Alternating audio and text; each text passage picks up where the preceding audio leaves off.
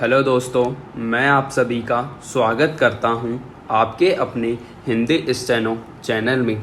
दोस्तों, आप हमारा टेलीग्राम ग्रुप ज्वाइन कर लीजिए, जिसमें आपको रोज़ाना की मैटर की पीडीएफ आसानी से मिल जाएगी, जिसका लिंक डिस्क्रिप्शन में दिया हुआ है। तो अब डिक्टेशन स्टार्ट करते हैं। डिक्टेशन स्टार्ट होगी 5 सेकंड बाद। स्टार्ट। पिछले दिनों राजस्थान सरकार ने शहरी क्षेत्रों में भी भूगर्भीय जल के दोहन की प्रक्रिया प्रारंभ करने के पूर्व स्वीकृति के उपबंध को समाप्त कर दिया। इससे जगह जगह जमीन में नलकूप खोदने का काम शुरू हो गया। जो लोग मानवता के भविष्य के लिए जल संरक्षण के प्रति प्रतिबद्ध हैं, उन्हें यह स्थिति डराती है, क्योंकि भूगर्भीय जल के अनियंत्रित दोहन ने उपलब्ध जल भंडारण की स्थिति को भयावह कर दिया है। स्थिति यह है, राजस्थान के केवल 30 उपखंडों को भूगर्भीय जल की दृष्टि से सुरक्षित माना जा सकता है। बाकी 203 उपखंड डार्क जोन में हैं और 6 उपखंड संवेदनशील स्थिति में है। राजस्थान का एक बड़ा हिस्सा मरुस्थलीय है, लेकिन प्रदेश के जिन हिस्सों को नदियों के सानिध्य का सुख प्राप्त है, उन हिस्सों में भी पिछले 1.5 दशक में भूगर्भीय जल के स्तर में तेजी से गिरावट आई है। हर साल गर्मी के मौसम में देश के विविध हिस्सों में जल संकट की डरावनी तस्वीरें सामने आती हैं। कुछ साल पहले शिमला में लोगों ने जल संकट के कारण पर्यटकों की आवाजाही का विरोध किया था और चेन्नई में लोगों को सलाह दी गई थी कि वे घर से काम करें, क्योंकि दफ्तरों में सबके लिए पीने का पानी जुटा पाना संभव नहीं हो पा रहा था। मनुष्यता के लिए पानी के संरक्षण की चिंता आज भी सबसे ज्वलंत मुद्दों में से एक है। इसका एक बड़ा कारण यह है कि अपनी जल संबंधी आवश्यकताओं की पूर्ति के लिए मनुष्य आज भी या तो प्रकृति पर निर्भर है या भूगर्भीय जल भंडारण पर। ऐसे में जरूरी है कि हम प्राकृतिक जल भंडारण के स्रोतों के संरक्षण के प्रति संवेदनशील होते, लेकिन हमने परंपरागत जल स्रोतों के साथ बहुत ही स्वार्थ भरा बर्ताव किया। पुराने तालाबों, कुओं, झीलों, बावड़ियों, कुंडों को उपेक्षित छोड़ दिया और नदियों को प्रदूषित कर दिया। स्थिति यह है कि देश की अधिकांश नदियों का पानी कई जगहों पर पीने योग्य तक नहीं पाया गया है। इस सूची में वह पवित्र गंगा नदी भी है, जिसको एक छुअन को मनुष्य का उद्धार करने वाला बताया जाता है। ये प्राचीन जल स्रोत न केवल अपने अस्तित्व में पर्याप्त मात्रा में जल भंडारण करते थे, बल्कि भूगर्भ के जल स्तर को बनाए रखने में भी महत्वपूर्ण भूमिका अदा करते थे। इनकी सतह से जमीन में रिस कर गया पानी लंबे समय तक पीढ़ियों की ज़रूरतों को पूरी करने का आश्वासन देता था। दुर्भाग्य से तरक्की के आधुनिक मानदंडों ने प्रकृति की इस संपदा पर दोहरा प्रहार किया। न केवल परंपरागत जल स्रोतों को नष्ट किया गया, बल्कि मनमाने तरीके से भूगर्भीय जल का दोहन भी किया गया। 70 के दशक में हालात तब और खराब हुए जब सरकारों ने बिना भविष्य की संभावनाओं पर विचार किए देश भर में बड़े पैमाने पर नलकूप खुदवा डाले।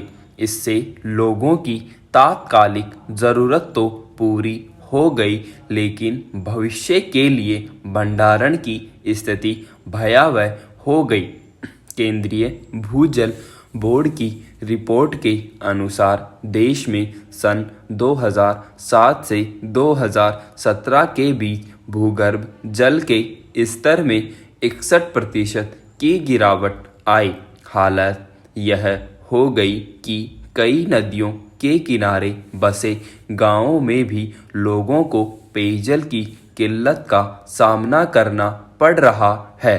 महत्वपूर्ण यह है कि सारी दुनिया में भूगर्भ जल का प्रयोग करने के मामले में भारत अव्वल है।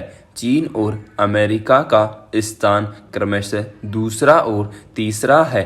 भारतीय प्रौद्योगिकी संस्थान खड़गपुर और कनाडा के अथाबास्का विश्वविद्यालय की एक साझा शोध रिपोर्ट में कहा गया है कि भारतीय औसतन प्रति वर्ष 203 घन किलोमीटर लीटर जल का उपयोग करते हैं।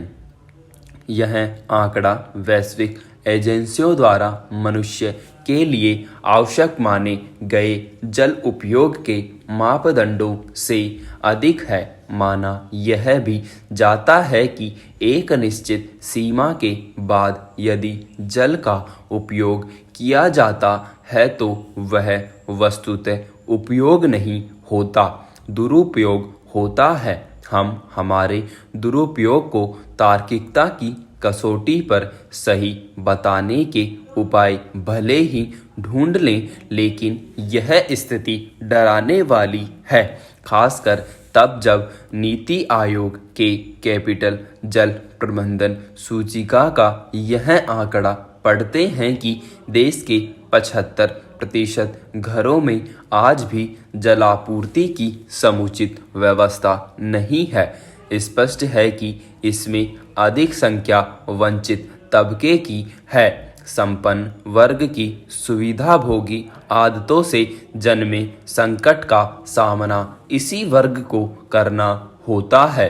भूगर्भीय जल महत्वपूर्ण है क्योंकि यह न केवल आबादी के एक बड़े हिस्से की प्यास बुझाने के काम आता है और सिंचाई के सबसे अहम स्रोतों में एक है, बल्कि यह पर्यावरण के संरक्षण में भी भूमिका निभाता है।